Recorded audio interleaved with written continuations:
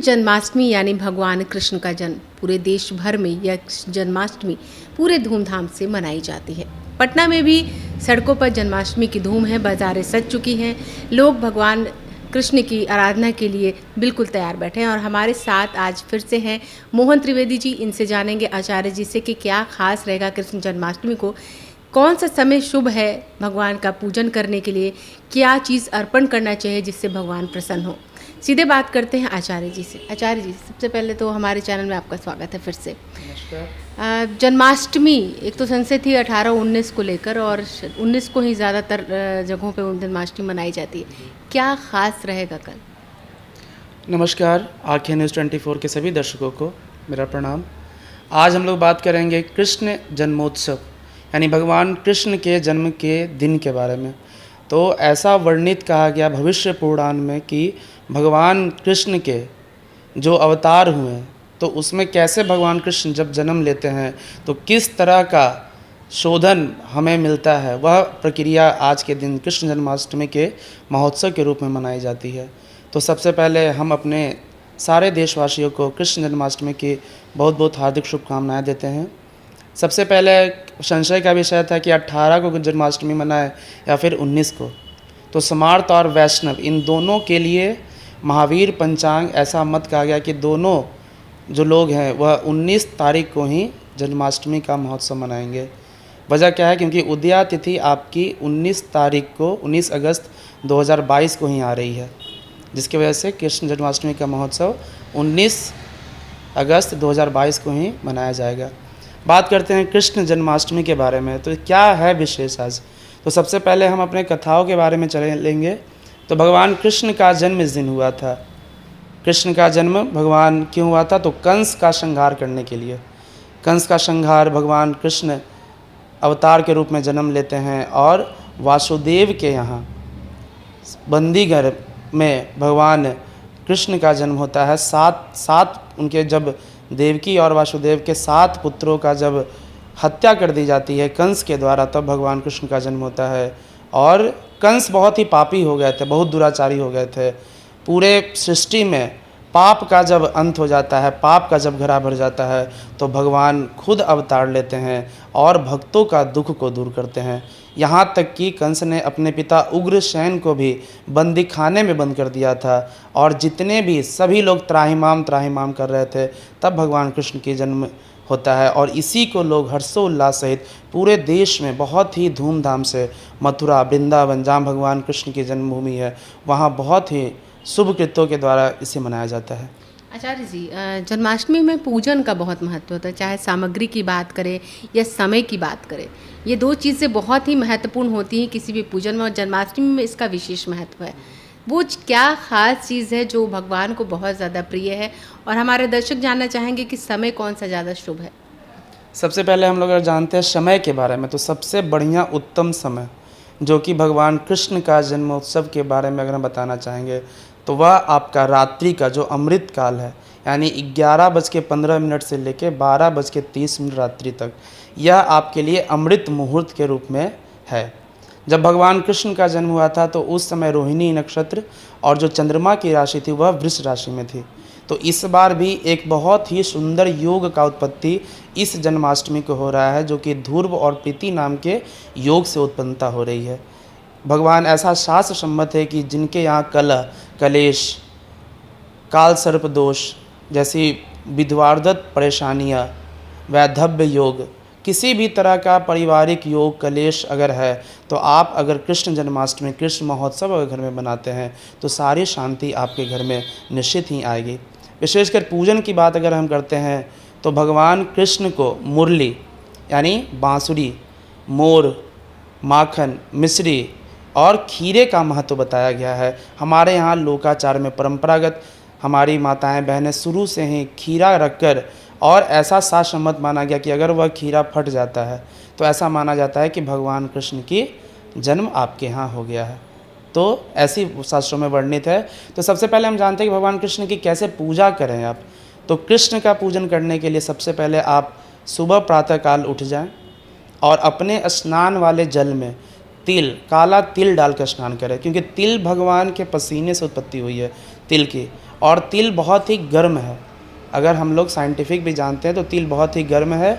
तिल में बहुत ज़्यादा कैल्शियम है, तो ऊर्जा का सोर्स उसमें बहुत है। इसीलिए अगर आप काला तिल डालकर अपने पानी में स्नान करते हैं तो निश्चित ही इसका प्रभाव आपके पूरे शारीरिक तंदुरुस्ती में आपको रहेगा, जिसमें आपको व्रत करने में एक अलग तरह की ऊर्जा आपको प्राप्त होगी। तो भगवान कृष्ण के पूजन करने से सबसे पहले भगवान कृष्ण को क्या करना है, तो गंगा जल से स्नान कराना है। ऐसा आवाहन करना है कि हे भगवान कृष्ण, आप जहाँ भी हैं तो हमारे पूजा स्थल पे आइए, हमारे आसन पे आप विराजमान होइए, और जो हम पूजा आपकी कर रहे हैं उस पूजन को आप ग्रहण कीजिए। तो सबसे पहले कैसे पूजा आखिर आपको करना है ये जानते हैं। तो सबसे पहले आप जहाँ भी भगवान कृष्ण जन्मोत्सव यानी कृष्ण जन्माष्टमी मना रहे हैं तो आपका मुंह किधर होना चाहिए, तो पूरब या फिर उत्तर। दक्षिण और पश्चिम इस तरह के मुंह करके आप भगवान की पूजा ना ही करें तो आपके लिए अच्छा होगा, क्योंकि जितनी भी पॉजिटिविटी है, जितनी भी सकारात्मकता है, वह आपका पूरब और उत्तर से ही आएगा। इसका वजह क्या है, क्योंकि पूरब में हमारा हिमालय है और उत्तर में हमारी गंगा माता है। तो ऐसा शास्त्र मत माना है कि पूरब और उत्तर मुख करके ही पूजा करना है। लाल आसन पे आप विराजमान हो जाइए, आप बैठ जाइए। भगवान का आसन यानी उन्हें बुलाइए, ध्यान कीजिए उनका, और फिर क्या करना है कि भगवान को स्नान करवाना है।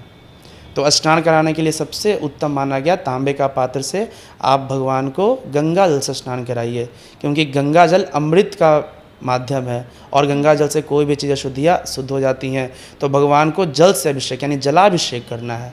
भगवान की अगर सर्वोत्तम अनुकूलता प्राप्त करना चाहते हैं आप, हमारे भक्तजन, हमारे दर्शक लोग, तो भगवान का दूध से अभिषेक किया गया। दूध की महत्वता शास्त्रों में बहुत ही बतलाई गई है, क्योंकि कोई भी बच्चा जब जन्म लेता है तो जो उसका सबसे पहला आहार होता है वह दूध होता है। और दूध ऐसा माना गया कि जो हमारी जड़ें हैं उसको तंदुरुस्त करने में, उसको ताकत देने में सबसे महत्वपूर्ण पहलू है। तो सबसे पहले दूध का अभिषेक करें। दूसरी वस्तु क्या है, दही। तो दही से स्नान करने से क्या बताया गया कि अगर कोई रोग है, कोई पाप है, कोई इस तरह का क्षय है, जो आपको कोई चीज़ नकारात्मक वृत्ति है जो आप कर नहीं पा रहे हैं, आप अपने शत्रुओं का शमन करना चाहते हैं, तो भगवान ने दही का अभिषेक करना चाहिए आप लोग को। तीसरी वस्तु हमारी मधु। तो मधु क्या है, मधु फलों का रस है, और आज भी रसों में बहुत ही शक्ति बतलाई गई है, बहुत ही ताकत बतलाई गई है, रस में बहुत ही संशय है। तो भगवान रस यानी मधु से स्नान करें भगवान का।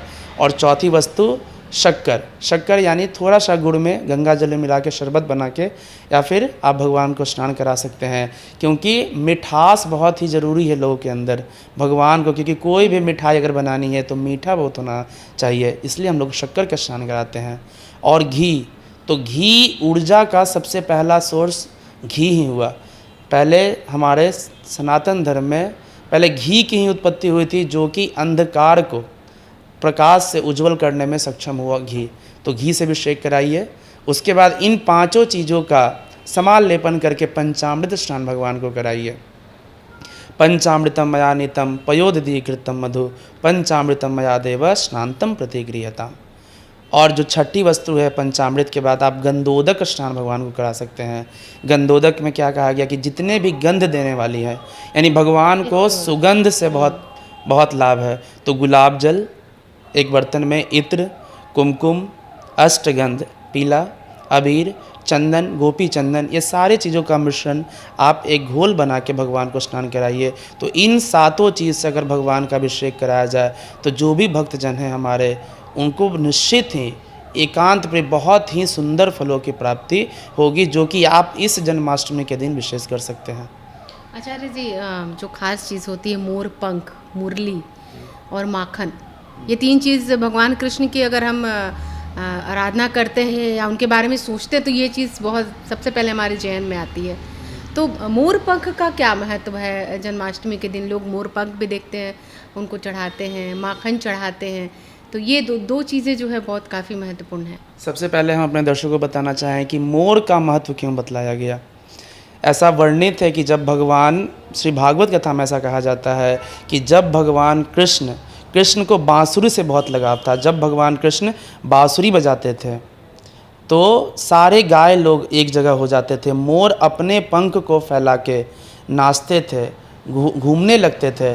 तो ऐसा विधान राधा कृष्ण का पूजन में बतलाया गया कि जो भी व्यक्ति अगर मोर के द्वारा भगवान कृष्ण की झांकी बनाते हैं, श्रृंगार भगवान के मोर के पंखों द्वारा करते हैं, तो जो भी पति और पत्नी अगर इस पूजन का विधान करते हैं मोर पंखों द्वारा, तो उनके जीवन में जो भी वैवाहिक मतभेद हैं उन चीज़ों से उनका संशय दूर हो जाएगा। अपने वैवाहिक जीवन को वो बहुत ही सुखद प्राप्त करेंगे। और मतलब संगीत का बहुत वांग्मय महत्वता बतलाई गई है हमारी भागवत में, जो कि बांसुरी से है।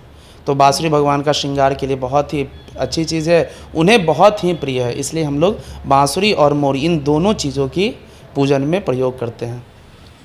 तो उम्मीद करते हैं कि दर्शकों आपका जो भी संशय है या जो आप सोच रहे होंगे कि किस तरह से पूजन करें, किस सामग्री से पूजन करें जिससे भगवान प्रसन्न हो, वो ज़रूर दूर हुआ होगा। अगर आपने अभी तक हमारे चैनल को सब्सक्राइब नहीं किया है तो हमारे चैनल को जल्द से जल्द सब्सक्राइब करें, लाइक करें, शेयर करें और कमेंट करें। क्या आप पत्रकारिता के क्षेत्र में अपना कैरियर बनाना चाहते हैं? तो आज ही royal Ashoka institute of mass communication and journalism में अपनी जगह सुनिश्चित करें। आर्यभट्ट ज्ञान विश्वविद्यालय पटना से मान्यता प्राप्त 100% प्लेसमेंट के साथ royal Ashoka institute of mass communication and journalism नामांकन जारी है। हमारा पता है DS/16 गायत्री मंदिर के समीप, कंकड़ बाग, पटना 8,20,000। आप हमें संपर्क भी कर सकते हैं। हमारा मोबाइल नंबर है 9955456126।